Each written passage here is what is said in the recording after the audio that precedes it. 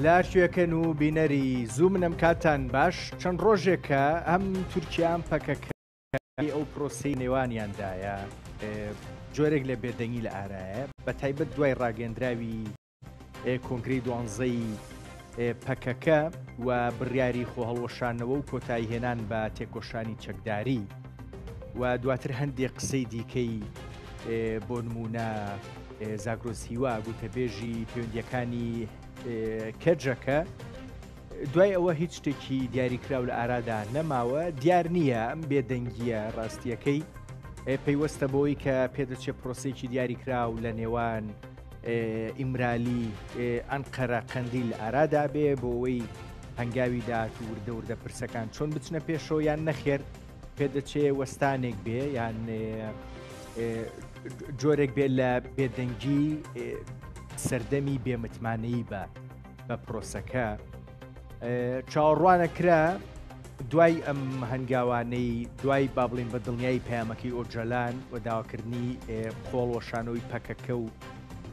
ئەوەی ئۆجەلان داوای کرد چەکدانان و ئەوەی دواتر پەکەکە ڕاستیەکەی ناوی نا کۆتایی هێنان بە تێکۆشانی چەکداری کە هەنگاوی بنەڕەتین ڕادیکالین ڕاستیەکەی و پیشاندانی نیەتی ویستە بۆ گەیشتن بە ئاشتی کۆتایی هێنان بە شەڕ بە دیوەکەی دیکەیە ئەوەی لەسەر ئەنقەرە بوو لەسەر دەوڵەتی تورکیا بوو ئەوەی ئاشکرایە هێشتان هیچی وە دیار نییە بۆی هەیە ئەم بێدەنگی ئێستا پەیوەست بێ بۆی کە تورکیا وردە لە ڕووی قانونیەوە لە پەرلەمان لە ڕووی سیاسیەوە لە هەندێ ئاستی دیکە ڕاستیەکەی گۆڕینی یاساکان ئەگەری گۆڕینی دەستور خەریکی هەندێک شت بێ بەڵام ئاماژەکانی ئەمە هێشتان بە دیاریکراوی دیار نین ئەمە بۆچی بە بێدەنگیەکرێ ئەگەر نیەتێکیان پرسێکی لەو شێوەیە لە ئارادایە دوجار هێشتان جۆرێک لە نیگەرانی لەبارەی دەرەنجامەکانی ئەم پرۆسەیە بۆ کورد هێشتان لە ئارادان چونکە قسەیە لەبارەی ئەگەری چەکدانانی هێزێکی وەکو پەکەکە قسەی لەبارەی با بڵێن داهاتووی کۆمەڵێک گەریلای زۆر ڕاستیەکەی سیاسەتمەداری زۆری قەندیل بلقەکانی دیکەی ئەوەی کە لە ژێر چەتری پەکەکە یان نەگەر گونجاوتر بێ بڵم کەرجەکە کارەکەن ئایندەی قەندیل وەکو شوێنێکی استراتیژی و بنەڕەتی لەم نێوەندەیە بە دڵنیاییەوە پرسی گرنگن استراتیژین و ئەکرێ کورد بەردەوام بە جۆرێک لە نیگەرانیەوە سەیری بکاکەڵی نیگەرانی بەو مانایەنە دەرگای بڕوادا بخا بەڵام بە دڵنیاییەوە بە جۆرێک لە وریایی سیر بکرێ مامەڵی لەگەڵا بکرێ لەم نێوەندەیە با بڵین دۆخە هەرێمیەکەش بە هەمان شێوە خوێندنەوەی پێویستی یان کاریگەری گرنگ و پێویستی لەسەر پرۆسەکە هەیە بۆ ڕۆژاوای کوردستان ئەمە بە دیاریکراوی خەریکە لە چوارچێوەم پرۆسەیە دەرەکەوێ مودەیەکە ماوەیەکی باشە تورکیا لەبارەی ڕۆژاوای کوردستانەوە لە جۆرێک لە بێدەنگیە دوانە توندەکان ماوە هەیە و نییە ئەوەیە کە داوای ئەواکە هەسەدا لە چوارچێوەی هێزە فەرمیەکانی سووریایە ڕێک بخرێتەوە بە هەر حاڵ قسەکان زۆرن لەو بارەیەوە سەرباری بێندەنگیەکەی با بڵێن ئیمرالی قەندیل ئەنقەرە بەڵام هێشتان خوێندنەوەکان لە شوێنی خۆیانن و ئەکرێ با بڵین سیر بکرێن خوێندنەوەیان بۆ بکرێ و من ئەمام شەو لەگەڵ دوو کەسا دوو میواناکەم ڕاستیەکەی دڵزار عارف شارەزای کاروباری تورکیا کاک دڵزار لە سۆدیۆ لەگەڵ مایەوە خێروی کاک دڵزار چاوی من بەشت هەیە مەهدی فەتاحی شرۆڤەکار بەڕێزیان لە پێم وابێ لە دۆسڵدۆرفی ئەڵمانیا لەگەڵ مایە کاک مەهدی فەتاحی ئێوەش بەخێر بێن هیوادارم زۆر زۆر باش بن یەکەم جارە گفتوگۆت لەگەڵاکەم بەڵام کاک دڵزار هەم زۆر دەمێکەی ناسم هەم پێم وابێت دووەم جاریشە گفتوگۆی لەگەڵاکەم دەرفەتم بەڕاستیەکەی لەگەڵ کاک دڵزارە دەست پێ بکەم بە دڵنیایی دێمە لای ئێوەش کاک مەهدی فەتاحی کاک دڵزار دووبارە سڵاوت لێبێ هەربژی کاکڕانس ئێوە کوتم دۆخێک لە بێدەنگی لە ئارایە چۆنی بخوێنینەوە با بڵین ئەوەی من ئەتوانم باسی بکەم ئەکرێت دوو ئاماژە بێ لە بێدەنگی چوون بەرەو خۆناغی داهات و ڕاستیەکەی ئیتر لە ژێرەوە کۆمەڵێک پرۆسی دیاریکرا و گفتوگوی دیاریکرا و لە ئارادا بن دوای هەنگاوەکەی پەکەکە لە کۆنگری 12 مەسلەی خۆ هەڵوەشانەوە و ناونرا چەکدان بەڵام ڕاستیەکەی لە ڕاگەندراوەکەی پەکەکە خۆی بە شێوازێکی دیکە ناونراوە کۆتایی هێنان بە تێکۆشانی چەکداری ئەوەی دیکە گوایە ئیتر لە تورکیا وردە سەر پێکەوت بێ و بێدەنگی بێ بۆ خۆ ئامادەکردن بۆ ئەو پرۆسانە بەڵام ئەکرێ بە دیوێکی دیکە شارڕاستیەکەی بێدەنگی بێ لە جۆرێک لە پاشەکشە لە پرۆسەکە یان دروستبوونی جۆرێک لە بێمتمانەیی لای تۆ کامیان ئەگەرێکی نزیکترە بێدەنگیەکە لەکوێوە سەردەرەکە زۆر سپاس کاگرنج دووبارە هەیە هەر لە سەرتاوە مەسەلەن لە سەرتاوە لە بگەڕێنەوە بۆ 27 کانونی دووەم کە ئۆجالان لێدوانەکەی ئۆجالان بڵاو کراوە لە ڕێگەی دەم پارتیەوە لەو کاتەوە سەیرەکەی مەسەلەن جۆرێک لە ینی جۆرێک لە بێدەنجیان جۆرێک لە زۆر هەستیاری دەوڵە زۆر بە هەستیاری نزیکی مەسەلەیە بێتەوە بە تایبەتی شخصی ئەردۆغان زیاتر ئەوەی کە لە واجی هەیە ئەوەی کە قساکە ئەوەی کە لە واجی هەیە ئەوەی کە زیاتر گەرم و گوڕێکی پێوە دیارە دەوڵەت بەخچە دێ سەرباری نەخۆشیەکەیشی بەڵێ سەرباری نەخۆشیەکە شوانە فترێکی ئەمیش نەماوتیان وتیان نەخۆشە و باری دەندروستی تەواو نیەمانە بەڵام ئەردۆغان ئەمجارە زۆر هەستیاری نزیکە بێتەوە گەر تێبینیت کردبێ وم بەڕێی منیش دوو سەبەب هەیە ئەردۆغان هەستیار نزیکە بێتەوە لە شوێنێکیان پێی وایە ئەگەر مەسەلەن ئەم پرۆسێ سەر نەکەوت بۆی خەڵک نەڵێن ئەمە دیسانەی ئەردۆغان ویستی ئەوێ بکات و سەر نەکەوتوانە هیچی هەیە لە ئەوەی پێڵێن مەچینەی ناسیۆنالیزم چونکە بیرمان نەچێ مەچینەیەکی ناسیۆنالیزمی بەهێز هەیە لە تورکیا زۆر کەس لەگەڵ خۆیان ڕائەماڵێ لەمانیشە ترسێتوانە و ئەمانە هەمویان بەسەر یەکەوە زۆرێک لە هەستیاری هەیە و وەکو خۆشیان باسەکەن من جار بەزار هەندێک جار متابعی میدیاکانی خۆیانەکەم وەکو خۆش زۆر جار باسەکەن ئەڵێن بە حساب هەندێ لایەن هەیە لە ناو دەوڵەتەوە هەندێک خەڵک هەیە دژیان پرۆسێ چونکە ئەگەر بینی بیتمان مەسەلەنەوە لە ڕێگەی ئەم راپۆرتانەی کە ڕۆژانە من تۆی بینین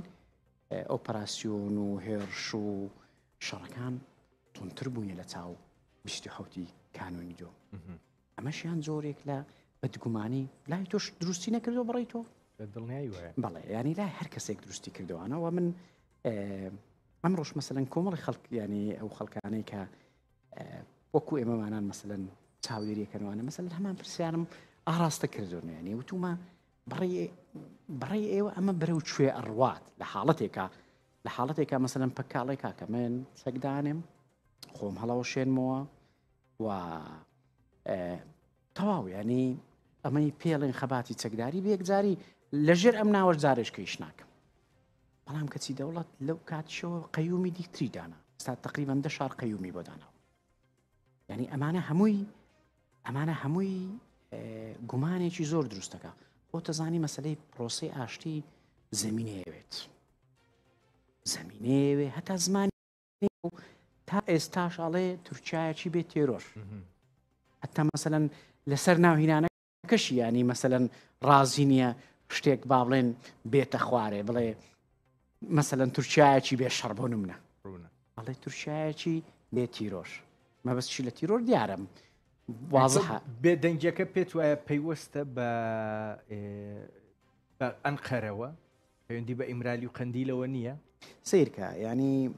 ئەوەی کە پێویستە ئێستا هەنگاو باە بەڕێ من دەوڵەتە چکەوان وتیان ئێمە چاوەڕێی کۆنگری پەکاکەین پەکە کۆنگرەکەی خۆی کرد بۆ پەکە کە لە تەوقعی خۆمان نەبوو ینی شتێکی لەم بابەتە ڕووبدا ینی پەکە ڕۆژە لە ڕۆژان بێت و بەم شێوەیە بڵێ من ناوی خۆشمە گۆڕم واز لە خەباتی سەگداری خۆم دێرمۆمانە بەڵام سیرەکەی لەم سەرەوە دەوڵەت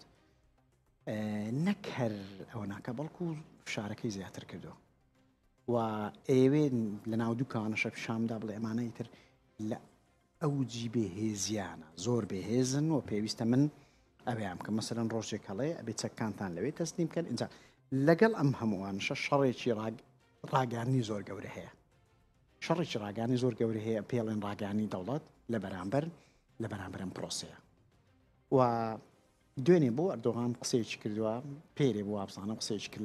لە ناو فڕۆکایە بۆ ڕۆژنامەنووسەکان ئەڵێ ئەوەی ئەو دەستوری کە کودەتاچیەکان نووسیویانەوە ئێمە پێویستیمان بە دەستورێکی تازە هەیە جا مەشیان کۆمەڵێک مەبەستی لە کوداتچیەکان مەبەستی لەو کودەتانەیە لە بۆ ئەمە ئەرگەنە کۆن و دەوڵەتی قوڵ و ئەمانە و بەشێک لە جەماعەتی ئەوەی کەمالێک بەڵام ئەوەی کە سەیریەکەین تا ئەم لە حزێش کەم تۆ دانیشتوین تورکیا هیچ هەنگاوێکی ناویشتو تەنانەت وەکو باسم کرد یعنی مەسەلەن تەنانەت لە میدیایە لە میدیای تورکیایە هەمان ئەم با بڵێن ئەم بارودۆخەیە کە 3 مانگ 4 مانگ پێشێستا هەبوو بۆیە بەڕاستی ینی دوێنێش لە هەم قەریلان و هەم جەمیلبایەک بەیاننامەیەکی دوانە یان بڵاو کردو بۆ کۆنگرەی کەنەکە باس لاواکەن ئەڵێ ئێمە ئەرچی خۆمان بجێهێنا ئەوەی کە ئێستا لە سەرەتی دەوڵەت ئەمڕۆژ بەکرهان دوێنێ بەکرهانی شەڵێ ئیتر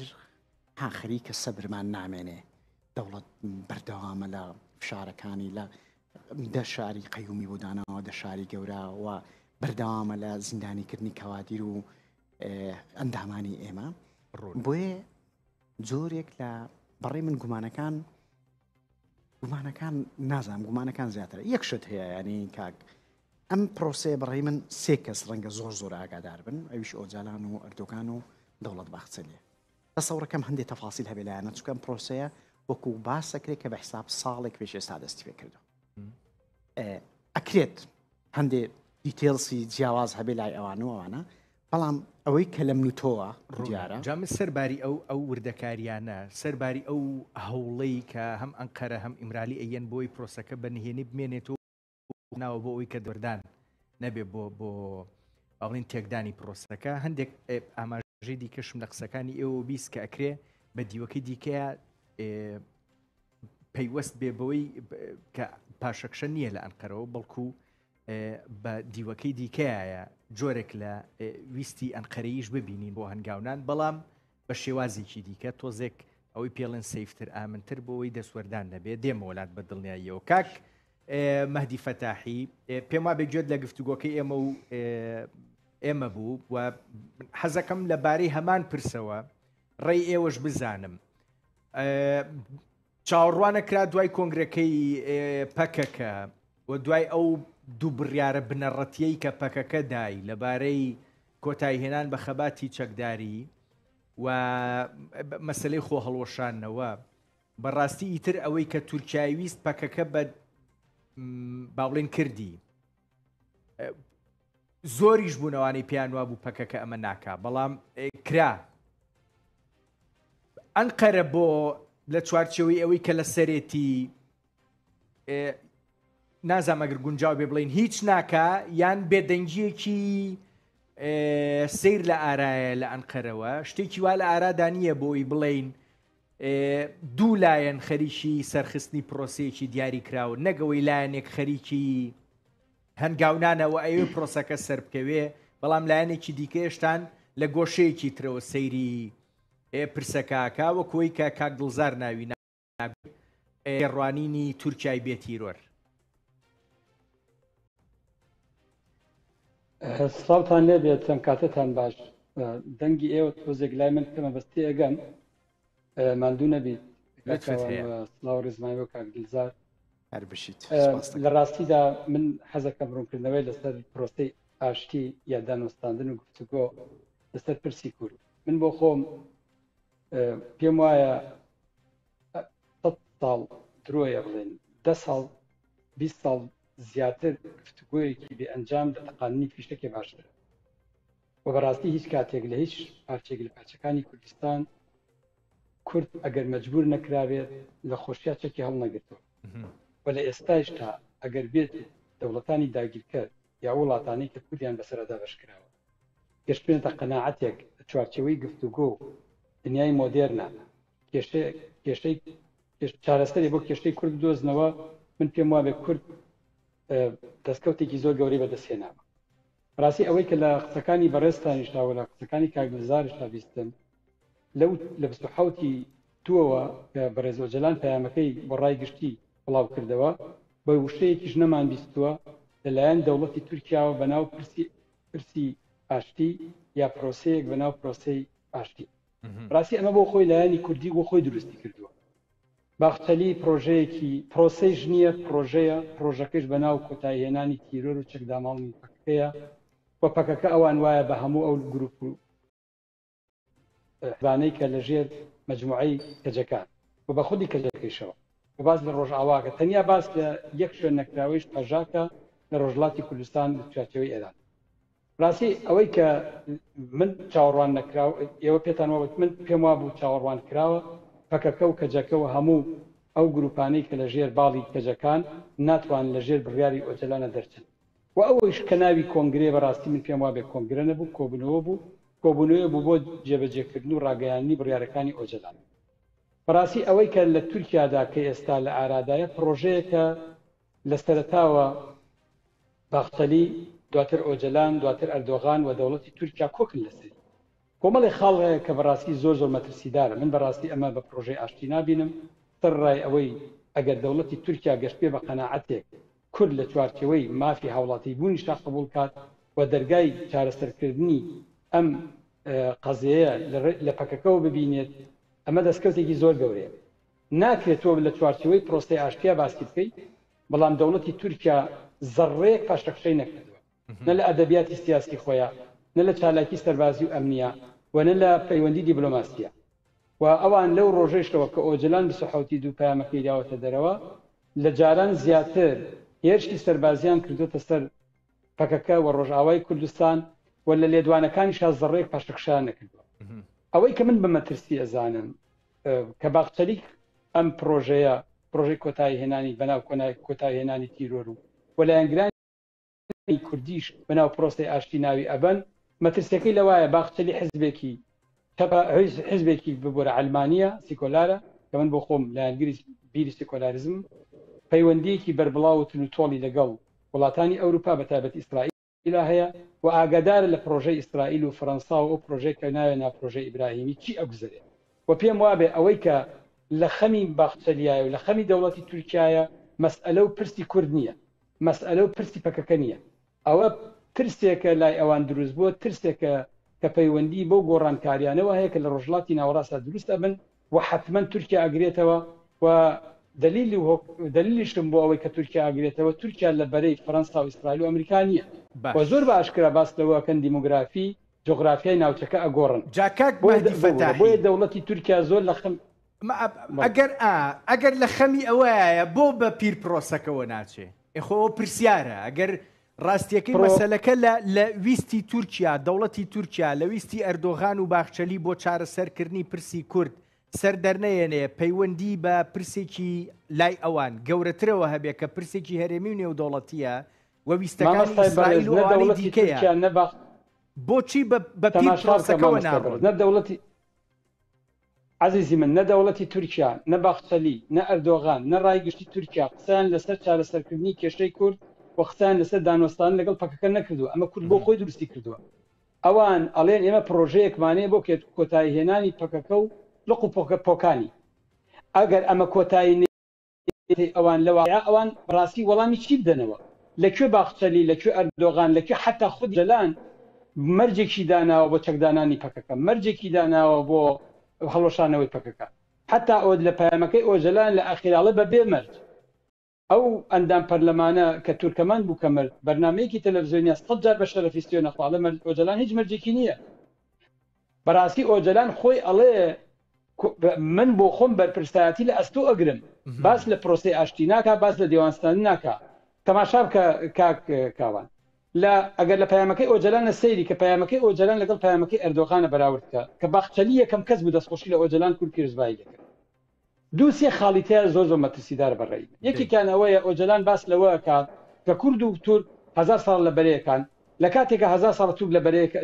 لە مناوچەکانیە و کورد و تورکی 1000 ساڵ لە بەرەیەکان نەبوون. ئەکرێ مەسەلەن لە چوارچێوەی دەوڵەتی عوسمانیە کەستەمتەر مەسەلەن ئاین بۆ کورد لە چوارچێوەی ئاین لەو دەوڵەتە، بەڵام لەلایەنی کەم لە دوای جەنگی جیهانی یەکەمەوە کورد لە بەرەی تورکیا نەبووە. ئەمە یەک. دوو باز لە پلانگیریێکی نێودەوڵەتیەکە لە ناوچەکە حتمما مەسی ئەو گۆڕانکاریەیە ئەڵێ بلا بەرامبەر ئەم پلانگیریە ئەبێ بۆستن کورد و تورک کە ناوچەکە و ئەمنیەتی ناوچەکە خاتە ژێر مەترسیەوە. دقیقاً ئەردۆغان تەید لەم دوو تەأکید دەکاتەوە و لە پەیامەکەی ئۆردۆغانی ڕستەیەکەی دقیق ئەم دوو خاڵە زۆر بەڕوونی بە ئاشکرا قسەی لەسەرەکەن. اینجا بۆیە بەڕاستی ئەگەر ئەم پرۆژەیە کە پرۆژەی تورکیا و پرۆسەی ئاشتی نیە سەرکەوتوش نەبێت، من پێم وابێ کاتە کوژێت بۆ ئەوەی لایەنی کەم کاتەوە کە گۆڕان لە هەر کاتێکا گۆڕانکاری لە ناوچەکە بکرێت، بە تایبەت لە وڵاتانەی کە کوردی بەسەردا بەشکرا لە هەموو حاڵەتەکە لە قازانجی کوردە. کاکایوان لە سووریای ئێستا ناگەرێت بۆ ورتر یەکەمەوە قسەکانت پرسیاری زۆر هەڵگرت. ئەمە یەک دوو باەکشتت بۆ بمبورە ئەڵێم ڕاستکەمەوە. من ناوم ڕەنجە، ئەوەی کە تەلەفۆنی بۆ کردووی لە بەشی پەیوەندیەکان ناوی کاوانە. من ئێوە نابینم بەڕاستی ببورن. ڕاستە ئاساییە، من ئێوە نابینم. ڕاستە ببور. ئەوە کاوان خۆشبەختانە ناوی لەسەر تەلەڤیزۆنیش هاو، هەر خەریک تەلەفۆن و تەلەفۆنکاریە کەس نایبینێ. بەڵام من وامزانێ ئەو گفتوگۆ ناو زۆر ئازای میوانم زۆر بۆ حازرەکە کاوان. دێمەوەلات کاک مەهدی فەتاحی، من ئێستا ئێوە بینم، ئێوەم نەبینی، ئێستاتان بینم. پێم خۆشە پێم خۆشە. کاک دڵزار خۆزی شەها کاک ڕەنج چاوی من کاک دڵزار، هەردووکتان بە جۆرێک لە گومانەوە لە تورکیا ئەڕوانن. تۆ پێت وایە تورکیا ڕاستیەکەی جۆرێک پاشەکشەکە بێدەنگیەکە هەر لە سەرەتایشەوە پەیوەستە بە تورکیاوە، بەڵام هەندێشتت باس کرد. هەستیاری ئەردۆغان لەبارەی ئەوەی پرۆسەکە یان پرۆژەکە بە قسەی کاک مەهدی بکەین سەرەگرێیان نا، ئەمە لەوە ئەچێ جۆرێک لە شەرعیەت با بە بێدەنگیەکە. ئەمە یەک. دوو، مەکینەی ناسیۆنالیزمی تورکایە ئەگەر لاوازیش بوو بێ، ئەگەر لاواز بوو بێ لە هەموو کاتێک بەهێزترە. باش، ئەمە دوو کاتە شەرعیەتێکی دیکەی بەهێز بۆ ئەوەی ئەردۆغان بە جۆرێک لە بێدەنگی لەبارەی پرۆسەکەەوە کار بکە. سێم، ویستەکە بۆ سەرخستنی پرۆسەکە. بۆچی؟ چونکە ئەوەی کاک مەهدیش باسیەکە و زۆرێک لە لێکدانەوەکان باسیەکەن ئەوەیە کە ئەم دەست پێشخەریەی ئەنقەرە باخچەلی پێیوەستە بە گۆڕانکاریەکانی ناوچەکەەوە، پێیوەستە بە مەترسیەکی گەورەتر لەسەر تورکیا کە پێ دەچێت ئەم ئێستا پێی وابێ مەترسی هاتنی ئەو گۆڕانکاریە بۆ تورکیا لە مەترسی کورد و پەکەکە گەورەتر بێ. ئەمانە شەرعیەت نایە بەو بێدەنگبوونەی ئەنقەرە ئەردۆغان. ئێمە کاک مەهدی کۆمەڵێک شتی باس کرد. یەک شتی دیکە هەیە ئێمە بێ ئاگامان لێبێ، ئەویش فاکتەری ناوخۆیە. فاکتەری ناوخۆی زۆر دەورین. فاکتەری ناوخۆی چێ لە تەواوی ئەم پرۆسەیە شخصی ئەردۆغانە. ئەردۆغان ئێوێ بە کورتی و بە کرمانجی ئێوێ ببێ بە سەرۆکی هەتاهتایە و باشترین نمونەشی ئەوەی کە لە دەستورە گۆڕم و چاوم لەوە نییە بمەوە بە سەرکە ئەم دەستور گۆڕینەکەی ئەوەندەی لەبەر خاتری خۆیتی لەبەر هیچ شتێشکەینە. ئەو ئێوێت چونکە ئەم لە 2028 قرار وایە هەڵبژاردن بکرێتەوە لە مانجی کۆتایی 5 مانجی 2028. بەڵێ ئەگەر پێش بخرێت پێویستی بە دەستور گۆڕین نییە، پێگەی ئەگەر هەڵبژاردننی پێشوەختە بکرێت. ئەگەر هەڵبژاردن نەکرێت زارش کە پێویستی بە دەستور گۆڕینە و بۆی ئەرزیە خۆش بکەن زارش کە ئەردۆغان خۆی هەڵبژێرێتەوە. بۆی دەستور بگۆڕێ پێویستی بە دەنجی کوردە. ئێستا ئەردۆغان سێکی تەجروبەی زۆر تاڵی هەیە لەگەڵ کووردا. تەجروبەی 2019 تەجروبەی 2024 هی هەڵبژاردنەکانی شارەوانیەکان. لە هەردوو هەڵبژاردنەکان کورد بۆ سەبەبی ئەوەی کە ئەردۆغان و ئەکپارتی زۆر خراپ بدۆڕێن لەم شارانن کە پێرێن مەترۆپۆل وەکو ئەنقەرە و ئیستانبول و ئیزمیر و ئەدەنە و ئەمانە مێرسین و ئیتر. ئێستا مەسەلەن هیچ نەبێ ئەردۆغان بەڕێ من ئەردۆغان و باخچەلی کە هاوپەیمانیەکیان هەیە لە ژێر ناوی کۆمارە هیچ نەبێیانەوێ کورد لەم ئەگەر هیچ نەبێ بێلایان بێ نەدەنگ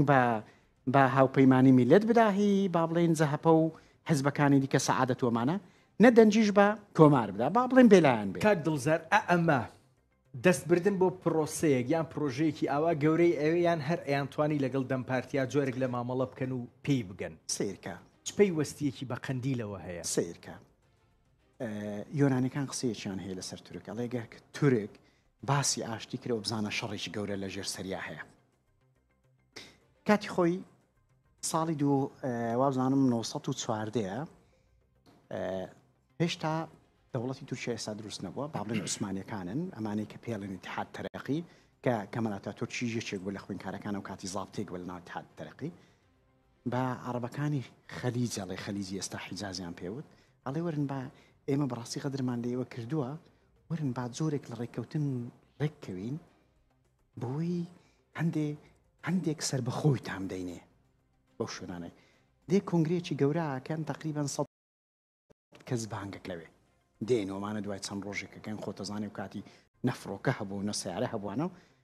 لە ڕۆژێکا کۆنگرەکە دواتر هەمیانە گرن و نەبن هەمیانە کوشن لە 2014 لە ببورە لە ساڵی 1940 باس لەوە کە ناڵێن ئێمە پێویستە حەقی ئەرمەنەکان بدەین ئەرمەنەکان مەختورن وانە کۆنگرەیەکەکەم بەناوی تورک و ئەرمەن کەچی لە دوای کۆنگرەکە دەست بە پرۆسەکەکەن لە 2015 دەست پێکا بۆ 2016 وەکو باسەکرێت 2 میلیۆن بۆ 3 میلیۆن ئەرمەنە کوژێ ئەمەی ئەم جوغرافیایی کە پێڵێن ئەم جوغرافیای تورکیا بەشێکی زۆری بە خوێنی کورد دروست کراوە چونکە لە چەنە قەلعە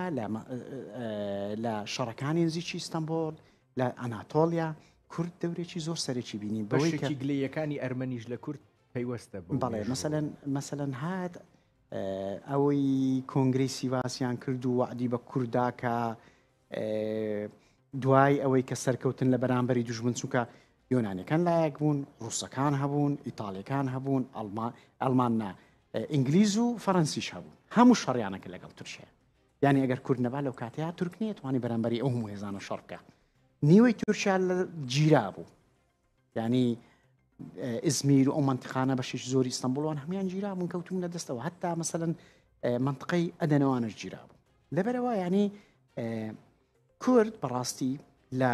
19ەوە یعنی لە 1990 بەدواوە تا ئەم لەحزەی کەم تۆ دانیشین هەمیشە تورک فێڵی لێ کردو لە فێڵی کردەوەمانەوە هەمیشەش بە فێڵ بووە سیرکە لە 2007 جۆرێک لە دانوستاندن هەبوو دانوستانێک هەبووانە بە حساب دواتر لە 2011 لە ئۆسلۆ دانوستاندن کرا دواتر لە 2012 ئێمە هەموو بینیمانوانە دانوستانەکان کران و بەڵام بەڕاستی خۆشم مەسەلەن ئەو کاتی زوو ڕۆیشتم بۆ تورکیا زەمینەکە دی زەخت لەسەر کورد نەبوو کورد ئەیتوانی بە ئازادانە قسە بکە میدیای کوردی زۆر بەهێز بوو شەڕ نەما بوو هەموو ئەم شتانە نەما بوون ینی ئەو کاتی بڕێ من ئەو کاتی زیاتر هەستت بەوا کرد کە پرۆسەیەکەیە فعلەن زمینەیەک هەیە بۆ ئاشتی بەڵام سیرەکەی لە تورکیا لە اتفاقی دۆڵمە باخچش ئەم سڕی سوڕیاوە دەرەیەکێک بوو لە با بڵێن دانوستگەرەکان لەوەشیان پەشیمان بۆ چواردە خاڵەکە پەشیمان بۆی تر دەستی بەوە کرد و تەواوی مێزەکە هەڵگێڕایە چونکە کە دیتی ئەغلبیەی لە دەستدا لە هەڵبژاردننی 2015 لە ناوەڕاستی 2015 ئیتر مێزەکەی هەڵگیرایە چوو لەگەڵ چیاڕێکەوت ئەمزارە لەگەڵ مەهاپیاڕێکەوت پێشتر مەهاپە و با بڵێن دەوڵەت باخچەلی و ئەردۆغانە پەیوەندیان زۆر خراپ بوو ئیتر وتی وەرە بە مەهاپەیوت وەرە هەموو ئەجندایەکەی تۆ کە ئەتەوێ من جێگەیەکەمەوە لە دەوڵەتە یەکێکیش لە شەرت و مەرجەکانی مەهاپەوە بوو کە کورد بە هیچ شێوێک نابێ نە لە دەوڵەت نزیک بێتەوە نە لە بەشدار بێ زۆر بە کورتی پرسیارە لە تۆکەم لە کاگمەهدی شێکم دواتر ئۆجەلان زیاد لە جارێک کەوتۆتە دەوڵەتە بەڵێ بەڕاستی ئەم تاکتیکە ئەم سیفەتەی دەوڵەتی تورکی ئەم سیفەتەی تورک ناناسێ نازانێ بۆ لە ڕووی مێژوویەوە ئۆجەلان پیاوێکی پڕە لە ڕووی ئەزمموی وتم یعنی زیاد لە جارێ لەگەڵ تورگوت ئۆزال بۆ ئەوانەی دیکەش کەوتۆتە گفتوگۆ چۆنە ئەمە نازانێت چۆنە ئەمەی لەبەر چاو نییە هەر خۆت شتێکت باس کردوتت لەوە چێ سێ کەس زۆر شت لەباری پرسەکەەوە بزانن ئۆجەلان ئەردۆغان باخچەلی بەڵێ چۆنە ئەمەیان نەبی کاکڕەنج بە کورتی ینی کە بڵێ مۆزالان نازانێت ئۆجەلان پیاوێکی وردە خۆتەزانی و پیاوێکیشە سۆسیۆلۆژیەکی زۆر ئەوەشانی لە سۆسیۆلۆژیا بەڕاستی زۆربەی ینی ئەوەندەی ئۆجەلانەکو سۆسیۆلۆژیسی کە ئەتوانی ببینی کەمتر وەکو سیاسی کە ئەتوانی ببینی ینی بەڵام بیرمان نەچێ 26 ساڵیشە گەردەستە 26 ساڵە لە ڕەنگە بە ئەنواع شێوە ئەم دوژمنایەتی بکرێت بە ئەنواع شێوە ینی بە دنیایەک تەکنیکەوە مەسەلەن بتوانن ئەوەی بکەن ینی فشاری لێ بکەن فشاری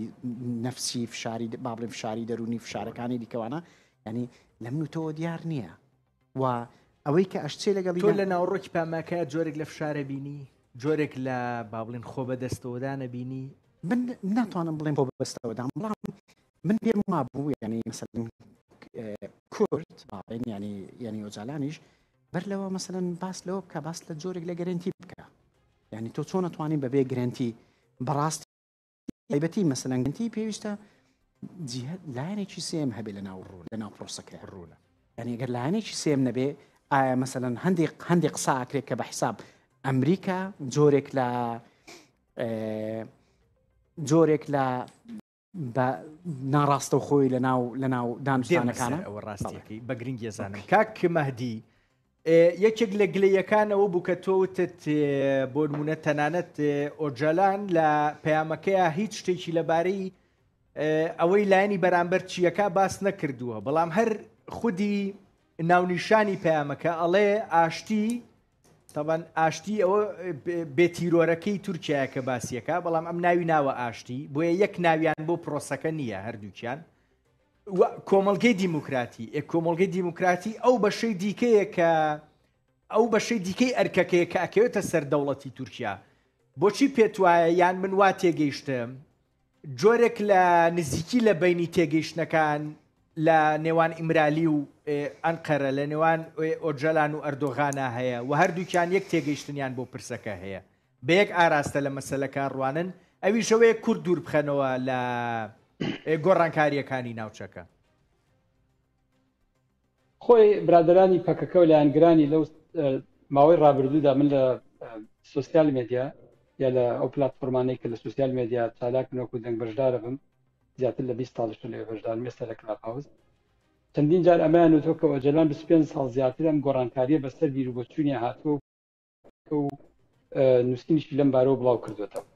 ئەوە یەک دوو من پێم وایە ئەم پرۆژەیە باخچەلی بۆ ڕای گشتی بڵاو کردەوە و ئۆجەلانیش ڕاستی پشتیوانی کرد لەگەڵ ئەردۆغان و دەوڵەتی تورکیا پێشتر لەلایەن هەم ئۆجەلان و هەم ئەردۆغان و هەم باخچەلی و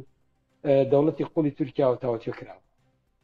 هەندێک لەو کەسانی کە لایەنگرن و ناوێن ناوە پرۆستە دڵیان بەوە خۆشەکە دەستورە گۆڕێت ئەگەر کاکدزار ناوەکەیم بە هەڵەنەوت بێ شارەزای واری قانونی تورکیا بێت لە دەستور و لە یاسا بنەوەتی تورکیا 3 خاڵ هەیە هیچ هێزێک نیێری گۆڕێ هیچ دەسەڵات و هیچ حزبێک هیچ دەستگایەک نیێری گۆڕێ ئەویش یەک نەتەوە یەک زمان یەک خاڵە بەڕاستی ئەگەر کوردیش پێ خۆشە وەکو ئێستا مەسەلەن پرسی کورد لە باکوور لەگەڵ باشوور لە باشوور لەگەڵ ڕۆژهەڵات لەگەڵ ڕۆژئاوا زۆر جیاواز بۆ نمونە پرسی کورد لە دوای جەنگی جیهانی یەکەمەوە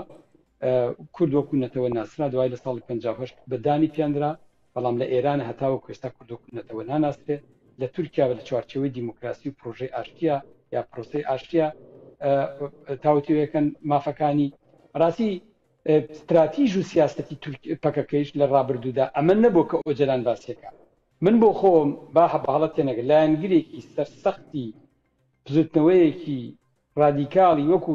پەکەکەم دژ بە تورکیا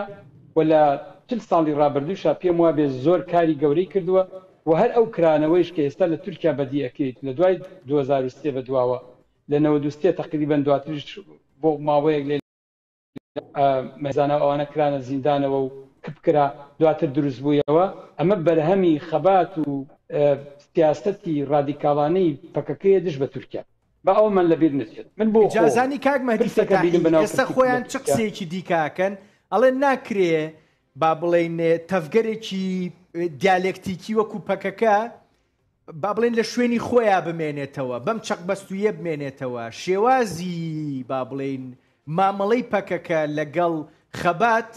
ئەگۆڕێ نەک ئامانجی خەباتەکە نەک ویستی خەباتەکە ئەوە کێشە نییە مامەستاگیان ئەوە ئەسڵان کێشە نییە پەکەکە باوەڕی وایە ئێستا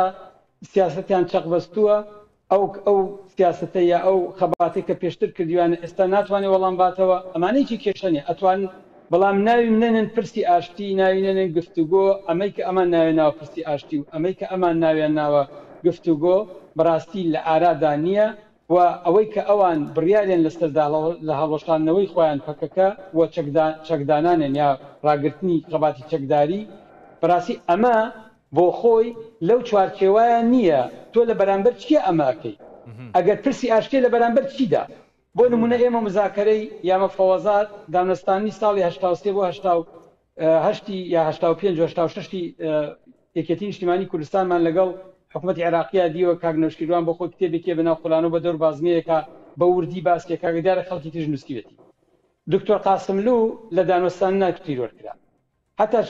ئەو قاسملوش پێمە تۆماری کردووە لای کریستێک کۆچەر ڕۆژنامەوانێکی فەڕەنسی دوازی دایەتی بە عەبدوڵای حەسەنزادە من ئشارە بۆ یەک جملەیەکە دکتۆر قاسملو بە سەحرا ڕوودی ئەڵێت کە یەکێ لەو گەورە تیرۆرستانی کۆماری ئیسلامیە ئەڵێ ئەگەر ئێوە ڕاستەکەن نیازتان هەیە پرسێک بەناوی پرسی کوردانی پیابنێن وەجە چوارچێوەی ئەم پرسان کۆنە گفتوگۆ لەگەڵمان با ڕەفسەنجانی و کاتە ڕەفسەنجانی هەموو ڕۆژی هەینیە خوتبەی خوێندە لە تاران با ڕەفسەنجانی لەم ڕۆژی لەم جمعەی داهاتوودا پرسی کورد و مەسەلەی خودمختاری بۆ ورژێن ئێمە ئەمە لە دەوڵەتی تورکیا نابینی ئەگەر پەکەکە گەشتوتە ئەو قەناعەتە و ئۆجەلان خۆیان ئیدعای بۆکەن 20 ساڵ 25 ساڵ 30 ساڵ زیاتر گەشتۆ بە ئەو قەناعەتە پرسێک بەناو پرسی کورد لە دەگەڵ تورکیا ناگا بە ئامانج و نەتیجەیەکی نابێ خۆیان هەڵەوەشێنەوە ئەمە باسێکی ترە بەڵام ئەوان خۆیان هەڵوەشانەوەی خۆیان و بێدەنگردنی چەکەکان یا چەکدانانیان بە پاساوی پرسی ئاشتی و گفتوگۆ لەگەڵ تورکیادا لە قەڵم بدەن ئەمە ڕاست نییە بە ئەمەمان لا ڕوون بێت کاک مەهدی فەتاحی من بۆ خۆمەکو وتم ئۆجەلان چییە کۆمەڵ ناسە باسمان کرد لەگەڵ کاک دڵزارە چۆنە ئیمرالی چۆنە ئۆجەلان ئەچێتە ناو پرۆسەیەکەوە کە ئەمە هەموو مەترسیەکانێتی ئەمە بۆمبەکانەکە لەسەر ڕێگاکەیە ئەکرێ ئۆجەلان شتێکی ئاوا بکە ئیمرالی شتێکی ئاوا بکە بچێتە ناو پرۆسەیەکەوە هیچ گەرنتیەکی تیانە بێ وەکو خۆت باست کرد بەرچاوڕوونیەکی دیاریکراوی تیانە بێ و ئەسڵەن نیەتی دەوڵەتی تورکیا هەر نیەتی ئەو 1940 بێ کە کاک دڵزار باسی کرد خۆی برادرانی پەکەڵێن ئۆجەلان گەشتەوە قەناعەتە یەک دوو مامەستای عەزیز ئەوەی کە ئەرکی ئۆجەلان قورس کرد پەکەکە بوو لە دوای گرتنی ساڵی 2000 بە سەرۆکی خۆیان هەڵیان بژات ئەمە هەڵەیەکی استراتیژی مێژووی زۆر گەورەیە پارتیەکانی کوردستان بۆ ئەویان کردایە کاتێک تۆ کوستەرۆکی خۆت مامەڵەی لەگەڵەکەی ناتوانانی لە چوارچێوەی بڕیارەکانی بیتە دەرەوە ناتوانانی ئۆجەلان هەر قسەیەکی کرد تۆ پێچەوانەکەی بڵێ ئەوەی کە مەسەلەن ئۆجەلانی خشتە ئەو قەناعەتەوە ئەوان خۆیان هەر ماوەی دیعای ئەویانە کرد وەکو پێم وتی من زۆر لایەنگری ئەو بزوتنەوەیم لە باکووری کوردستان دیار لە بەشەکانی تر بۆچوونی جیاوازی خۆم هەیە بەتابەت لە ڕۆژهەڵات بەو مانانی ئێمە من ئەو بزوتنەوەی ئەو حرەکەتم بۆ گرنگە و پێم کاریگەرە و پێم وابێ لە ڕۆژهەڵاتی ناوەڕاستە زۆر جار وەکو دەوڵەت جموجۆڵەکەن هەژمونیان هەیە لە ناوچەکە بەکەم وەرناگیرێن من خۆم لە ئەوروپام ئەزانم چەندێک دەنگ و ڕەنگیان هەیە چەندێک کاریگەریان هەیە لەسەر حتا سیاسەتی ناوەندی بڕیاری سیاسی ئەم وڵاتانە هیچ وڵاتێک نییە ئاشنا نەبێ بەم حرەکەتە ئەم حرەکەتە لە 24 سەعاتە لە چوارچێوەی کۆنگرەیەکە کە خۆیان من پێم وایە کۆبوونەوە کۆنگرەوە نەبوو خۆیان هەڵۆشکردنەوە دان بنێن بەوەی کە سیاسەتی 30 ساڵیان ئەنجامی نەبووە نەتیجەی نەبووە پەشیمانن لێی هەنگاو بۆ شتێکی ترێنێن و ناڕوونە ئەمە زۆر مەترسیدارە مامەسای عەزیز من ئەزانم دێمە سەریکان فەتاحی بزانینەوەی پەکەکە لە چوارچێوەی ڕاگەندراوی کۆنگرەی 12 باسی کردووە جێبەجێ بێ یان پێدەچێت ڕەوشی دیکە بێتە ئارا هەم ڕەوشە ناوخۆیەکانی تورکیا و ئیمرالی و ئەنقەرە و قەندیل هەم ڕەوشی هەرێمیش بە دڵنیاییەوە دێمەوەلات کاک دڵزار ویستت باسی ئەمریکا بکەی و کاک مەهدیش ڕاستیەکەی زۆرێک لە خوێندنەوەکانی دیکەش ئەی بەستنەوە بە گۆڕانکاریەکانی ئەوەی کە لە ناوچەکە هەن و پیان وایە ئەمریکا ئەوروپا وڵاتانی دیکە پرۆژەکەی ئیسرائیل هەموو ئەمانە فاکتەرن بۆ ئەوەی شتێکی لەم بابەتە لە ئەنقەرە لە تورکیا لە باکووری کوردستان بچێتە ئارا تۆ ڕۆڵی بۆ نمونەوە بێزێکی گەورەی و ئەمریکا لەم پرۆسەیە چۆنە بینی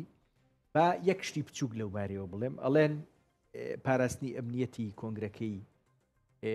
قەندیل کۆنگرەکەی پەکەکە ئەمریکا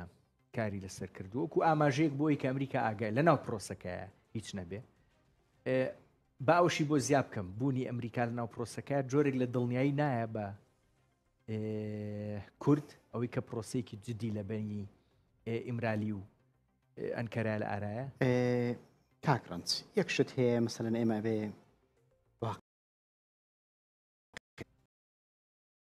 ئەمریکا ئێمە بە تورکیا ناگۆڕێتەوە. تورکیا وڵاتێکی بەهێزە لە منتیقەکە، ئەندامی ناتۆیە و کۆمەڵێک اتفاقی تایبەتی هەیە لەگەڵ ئەمریکاوانە. لە ڕۆژاڤە ئێمە ئەمەمان نەبینیم ئەزمونە کاک دڵزار، چۆن؟ یعنی گەیشتە ئەوەی ئەردۆغان بڵێ نازانم تورکیا ئەندامی ناتۆیە یان یەپەگە، بەڵام هەموو شتێکی بۆ کرد بۆ تورکیا، هەندێکی بۆ کرد لە هەندێک شوێن زۆر شتی بۆ کرد. سیرکە مەسەرەن لە ئەفرینا چاوی سانت ڕوافرینیان کرد، ئەفرین سەرەکانی گرێسپی دواتر سەرەکانی و گرێسپیوانە و لە دواتریشا لە مەسلەی ئەسەد کە ڕووخا زەختی لە کورد کرد لە من بجوانە بکشێنەوە تڕفعات و من بجوانە، ینی منطقەی شەهبا بێکجاری هاتۆ ئەو دیوی و خۆشتەزانی ڕۆژانە ئەمە 5-6 ساڵە درۆنی تورکی هەر کەسێکی هەر ئەندامێکی چالاکی یەپەگەوانەی بینی بی لی داوە، ینی ئەمریکا نەیەتوانی بە تورکیا بڵێ ناتوانانی درۆن بێتەوێ. سیرکە هەمیشە تورکیا خاوەنی جیۆپۆلیتیکی گەورەیە بەڕاستی، ئەم جیۆپۆلیتیکە جۆرێک لە نازی داوەتە تورکیا. ئەمە نییانی چاوی ئەوان جوان و قژی ئەردۆغان زۆر تایبەتەوانە وێ مەسەلەن ترامپیان ئەمریکا عاشقی بوونێ نا، ئەمان پێویستیان بە تورکیا. تورکیا جوغرافیاکی زۆر ئەوەی هەیە، وڵاتێکی گەورەیە، ئەندامی ناتۆیە و ئەو لەلایەکە و کێشەی قورسی هەیە لەگەڵ ئیران، لەگەڵ رووسیا، لەگەڵ چین و نایەوێ مەسەلەن سبێنێ ئەم جوغرافیایەک بێ دەرگا بکاتەوە بۆ ئەم سێ هێزەی تر بەڕاستی. اینجا سیرەکەین مەسەلەن بۆ نمونە مەسەلەن لەمە 2010 ئەمریکا لە پڕ بەیاننامەیەکی دەرکردی وەزارەتی دەرەوەی ئەمریکاڵێ 5 میلیۆن دلار دانێم بۆ هەر کەسێک زانیاریەمان بداتێ لەسەر دۆڕانکالکان و قەریلان و جەمیل بایەک. سیرەکەی وە لە لیستی تیرۆری ئەمریکایە و بە هەموو شێوێک ئەم هەموو ئەو هاوکاریانەی کە لە تورکیایە مەسەلەن کە تورکیا دێتە سەر هەرێمی کوردستانەوەوانە ڕۆژانە درۆنی تورکیاوامانە چێ ڕێگەی بۆ کردێتەوە؟ ئەکید ئەمریکا ینی وجودە ئەمریکیەکە هەیە و بە قازانجی تورکیاش لە سیرکە ینی ئەگەر قەرار وایە لەسەر مێزەکەیە بەرژۆندی لایەک لە بەرچاو بژێ زیاتر بەرژۆندی تورکیا لە بەرچاوە گیرێ، نەک لە بەرەوەی تورکیا خۆشەویستە لە بەرەوەی ئیشیان زیاتر. ئەگەر وابێ بۆ تورکیا لە مەترسیەکانی با بڵێن یان مەترسی هەیە لە پێشهاتەکانی لە ناوچەکە ئەگوزارێنەوە بە دیاریکراویش باز لە ویستە ئیسرائیلەکە سیرکە مەسەلەن ڕاستە ئیسرائیل مەسەلەن باسی ڕێگەی داوت بۆ ئەواناکەنەوە پێیان وایە کورد مەسەلەن بە تایبەتی ئیسرائیل نەکەر پێی وایە، ینی مەسەلەن زۆر جار ڕەنگەداتەوانەکە بە دوای هەندێک میلەت ئاگەڕێ کە تاریخیان کێشەی نەبێ لەگەڵ ئیسرائیلە. کوردیەکێکە لەو میلەتانەی کە ئیسرائیل زۆر بە ئاسانتر ئەتوانێ قوبوڵی ئیسرائیل کە یان بە ئاسانتر ئەتوانێ دۆستایەتی لەگەڵ ئیسرائیل کاتوانە، بەڵام بیری نەچێت یەکەم دەوڵەت لە دەوڵەتی ئیسلامی لە دنیاە کە ئەترافی بە ئیسرائیل کردووە چییە؟ تورکیا لە 49 ئەترافی بە ئیسرائیل کردووە، یەک دنیای اتفاقیاتیان هەیە. ئێستاش چیمەنتۆی ئەو ماڵانەی کە بۆ جوولەکە هاتووەکان دروستەکەن فەڵەستین منتۆ و شیشەکە تورکیا. لەبەرەوە مەسەلەن ئێستاش مەسەلەن قسە هەیە پێرێ دانیشتێک هەبووە لە بینی شەرع و لە بینی ئیسرائیلە، ئەردۆغان دانیشتەکەی دروست کردووە. یعنی لەبەرەوە با ئێمە پێمانوانە بێ ینی کە ئێمە زۆر باس لەواکەین، بەڵام کورد وەکو کاک مادی فەتاحیش وتی کورد ئێستا ژمارەیەکی قوڕسترە لە ساوجاران، بە تایبەتی بیرمان نەچێ پەکەکە هێزێکی گەورەیە، پەکەکە سەرێکی لە ئەوروپایە، سەرەکەی تری لە ڕۆژ ئاوایە، سەرێکی لە باکوورە، سەرێکی لە ڕۆژ هەڵاتە، لە مەخمورە، لە شنگالە لێرە هەیە. ینی لەبەرەوە پەکە ینی ئێمە ناتوانین پەکەیانی هەندێک جار تقریبا نیم سەدە وڵاتێکە، ینی مەسەلەن لە هەموو شوێنێکە هەیە، هێزێکی تۆکمەیە، هێزێکی بە پرەنسیپە. باش اینجا بە ئاراستەی نیگەرانی ڕاستیەکە یان جۆرێک لە گومان پرسەکانمان خوێنەوە پێم بڵێ پەکەکە چەکدانێ یان نا؟ من پێم وایە مەسلەی چەکدانان ئاخر قۆناغی لای پەکەکە. پێش ئەوە چی هەیە؟ پێش ئەو پەکە سیرکە ئەزانی لە ساڵی 1999 کە کاتێکەوە جالان باس لەوە کاڵی پێویستە پەکە بکشێتەوە لە باکوورە، نازانم تۆم چیرۆکەت بیستوانە 500 گەریلای پەکە شەهیدەبی لە کاتی ڕاستە لە کاتی انسحابە. ئەمانە هەمووە 2013 تاریخێکی زۆر نزیکە ئەچن لە ناو شوقەکە ساکینەجان سوانە شەهید دەکرێن. لەبەرەوە ینی پەکە لە هەر کەسێ زیاتر بەڕێ من دەوڵەتە ناسێ کە ئەڵێن پەکەکە سیر ئەکا ئیمرالیش سیرەکە تورکیا ینی سیرکە ڕاستە مەسەلەن پەکە زۆر ئەڵێ ئێمە مەسەلەن ئۆجار ئەمێ بەڵام شوێنێک شانی واقعین ئەوان 26 ساڵە ئەمان پەکە بەڕێوابن لە شوێنێکە کۆمەکە بکەم بۆی ئەو قسەیە چۆن ڕاستە لە پامەکە ئۆجلان ئەڵێت چەکدانانی پەکەکە پەکەکە خۆی ناوی ناوە کۆتایی هێنان بە تێکۆشانی چەکدان سیرکە لە 2020 پەکە کۆنگرێکەکە پەکە کۆنگرێکەکە باس لەواکەن چەکەکەیان زیاتر بۆ خۆپاراستنە ئیتر ئەڵێن سەردەمەکە ئیتر تەکنەلۆژیا بەڕاستیانی با وازح بین لە دوای 2016 بەلانسی شەڕ زۆرە گۆڕێ کاک ینی من زۆر هاتچووی باکوورەکەم ینی چوومە شوێنێک پێرار چوومە منطقەی دێرسیم ئەوەی ئاوی منزوروانە سیرم کرد دو ئەسکەر دانیش بوون تاوڵەیانە کرد ئەو برادری لەگەڵم بوتی بە 15 ساڵ ئەسکەر نەیتوانیەوە بێتم شوێنە هەچی تاوڵەیانە کرد لەبەرەوەی ینی استراتیژەتی شەڕەکە گۆڕاوەوە ئەگەر تێبینیشمان کرد بێت لەم 6 ساڵی ڕابردوو زیاتر شەڕەکە لە باشوور بووە کەمتر لە باکوور بووە ئێستا بەڕێی تۆ پەکەکە لە قۆناغی چاوەڕوانیە ئەوەی کە تورکیا چێکا جا بزانم مەهدی فەتاحی لەو بارەیەوە چێڵێ کاک مەهدی پرسیارێکی سادە پەکەکە چەکدانێ یان نا بەم هەموو نیگەرانی کە ڕاستیەکەی لەبارەی پرۆسەکە و پامەکەی ئۆجەلان و ئەوەی تورکیا چیەوێ و پەکەکە چۆن سەیری ئۆجەلانەکە چەکدانرێ من پێم وانییە بە ئاسانی چەکدابنێ بەڵام حەز دەکەم پێم باشە ئاماژەیە بە سیاسەتی نێودەوڵەتی بە تایبەت هەژمونی ئەمریکا پێم خۆشە کایەکان بەڕاستی بەرژەوەندی هاوبەشت لە پێوەری بەرژەوەندی هاوبەشتی ئەوان نەفکرە نە ئایدۆلۆژیایە نە زمانە نە ڕەنگە ئەو شتانە نییە و مەرجیش نییە ئێستا لە بەرژەوەندی کورد بێت ئەمریکا جم و جۆڵەکات و مانگێکی پیش هەم بە هەمان شێوە ئەوەی کە ترامپیکە ئەوە ڕاست و ڕۆون و ڕێکی سیاسەتی دەرەوەی ئەمریکایە بە سیاسەتی ئەمریکا و سیاسەتی ئەوروپایش تا ڕادەیەک زۆر جار من بۆ خۆم بێزارم لێی لەبەر بەرژەوەندی باڵای خۆیان و خەڵکەکەیان پشتیوانی هەندێک گروپ یا هەندێک وڵاتەکەن کە بەڕاستی خاوەنی جینۆستایدن یا لەو کاتا بۆ خۆیان خەریکی جینۆستایدی خەڵکە مەسەلەن بەس بۆ نمونە من نمونەیەک بێنەوە ساڵی 2023 تورکیا مەرجیدانە بوو بۆ ئەمریکا ئەگەر ئەمریکا بیەوێت لە ئەرجەبلیکەوە یا لە سنووری تورکیاوە داخلی عێراق بێت مەرجەکانیشتی زۆر قورس لە نێوان پارتی و یەکێتی یا لە نێوان هەرێمی کوردستان یا لە نێوان کورد و تورکیا ئەمریکا کوردی هەڵ و هەموو هێزەکەی کە خەرجێکی زۆریشی تێچوو لێدانی حتا لێدانی عێراق هێشکنەسەر عێراقی تاخێکی گواستیەوە بۆ کەنداو بەڵام مەرج نییە ئەم بەرژەوەندی هاوبەشتەی کورد لەگەڵ ئەمریکا بۆ هاتە ئەکرێت وەکو فەلسەفەی سیاسەت وایە ئەڵێ دۆستی هەمیشتەیی و دژمنی هەمیشتەیی نییە بەرژەوەندی هەمیشتەیی هەیە بەڵام ئەگەرەکەی ئەم گۆڕانکاریانە ئێستا لە ناوچەکە هەن وا بکەن مەسەلەن لەوە کاک دڵزار باسی کردوتی کورد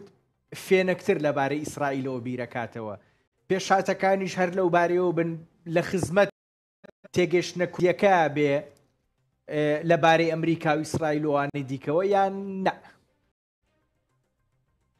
ئەزانی چۆنە کورد ڕۆڵی پێ ئەدرێت بۆ ڕۆڵیشی پێدراوە لە ڕۆژاوە ڕۆڵیان پێداوە لە باشتر ڕۆڵیان پێداوە مەسەلەن لە ڕۆژاوە بۆ نمونەستەی دیکە ڕۆژاوای کوردستان فەڕەنسیەکان و ئەمریکایەکان پشگیریەکی سەرسەختەیە ئەردۆغان ئەڵێت ئەوەی لە ڕۆژاوای کوردستانی پەکەکەیە ئەمریکا لە پەکەکەنی هەمووشمان نەزانێت پەکەکەیە لە هاوکار و هاوبەشی ئەو هێزەیە لە ڕووی سیاسی لە ڕووی سەربازی ئەمنی لە ڕۆژئاواوە بەڵام دژی پەکەکە بە تیرۆژیاوە لەقەڵ و ئەمریکا زۆر باش ئەزانێت ئەوەی کە لە ڕۆژئاوا هەیە ئەگەر پشتیوانی لۆجستی و دارایی و سیاسی و ئەمنی پەکەکە نەبێت ناتوانێت پەی بگرێت جا بۆیە بەڕاستی ئەکرێت لەم مەرحەلەدا بەڕاستی بەرژەوەندەکانی ئەوروپا و ئەمریکا و ئیسرائیل بەو شێوە بێ کە کورد ڕۆڵ بن بە کورد و لە دژی تورکیا و دژی ئێران و دژی وڵاتانی تر بە قازانجی کورد جموجۆڵی خۆیان بکەن من پێم وا بێ ئەوەی کە ئێستا لە ئارادەیە و تورکیا لێ ئەترسیەوە بەتابێت باخچەلی بەبێ زانیاری استیخباراتی هەڵناسێ بە